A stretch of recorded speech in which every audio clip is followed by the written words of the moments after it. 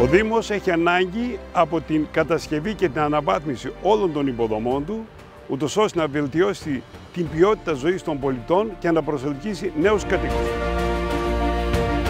Επίσης, οι υποδομές είναι το προαπαιτούμενο για να προσελκύσουμε νέες επενδύσεις.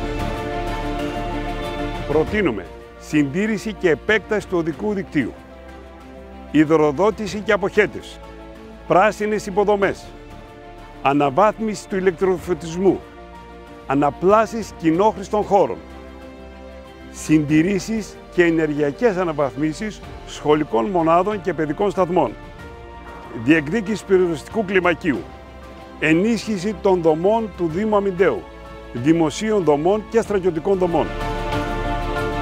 Ο στόχος μας είναι να έχουν τηλεθέρμανση όσο το δυνατόν περισσότερο οικισμοί, μέσα όμως από επιστημονική τεκμηρίωση.